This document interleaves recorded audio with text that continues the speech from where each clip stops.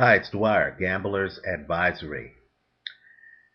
There is a big fight coming up in the lightweight division. It's between Edwin Valero, a up-and-comer in his late 20s, who sports a 100% knockout ratio and who is rapidly becoming one of the more promising up-and-coming fighters in the sport. And he's fighting Hector Velazquez. Now, Valero is definitely a name you want to get acquainted with because at 135, lightweight, and at 140, there are a bunch of big players.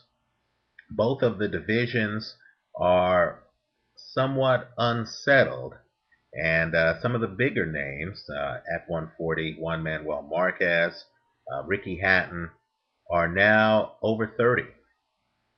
And so just the way age works, there's going to be a changing of the guard. Edwin Valero is going to get some big fights.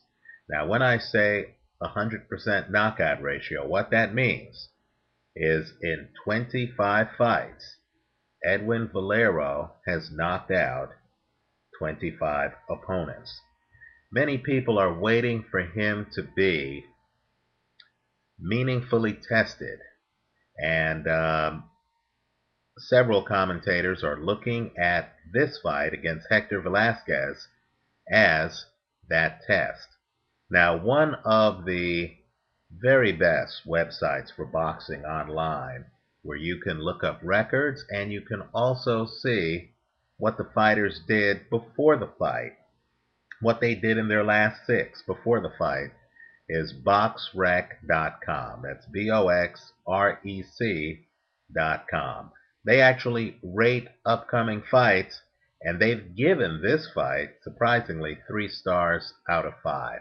In other words, they expect this to be a big test of phenom Edwin Valero. I don't.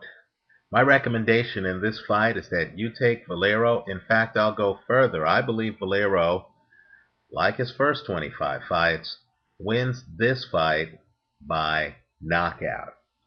Let me just make a few points. While it's true that Hector Velazquez has more than 50 wins, look carefully at the weight class, and you're going to find out that Velazquez has a lot of wins at featherweight and super featherweight. This fight is at neither.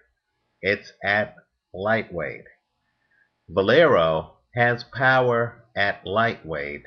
I believe that 5-pound weight difference, and we're talking about the difference between 130 pounds and 135 pounds, is very significant at the lower weight classes. Don't be fooled by Manny Pacquiao and Floyd Mayweather and a few other people doing historical things by jumping weight classes and still being effective. Normally in the sport, that simply does not happen. Another problem is age. Keep in mind, it'd be one thing if Velazquez was jumping up a weight class while he was still in his 20s. He's not. He's 34 years old. Valero, I believe, is 28 or so. Valero is significantly younger, so Valero has youth on his side. Let me also point out some other things. Edwin Valero is from Venezuela. Velazquez is not. This fight is in Venezuela, so Valero, in a sense, will have a home country advantage. Let me also point out, too, that Velazquez has had a problem fighting southpaws. He got knocked out by Manny Pacquiao a few years ago.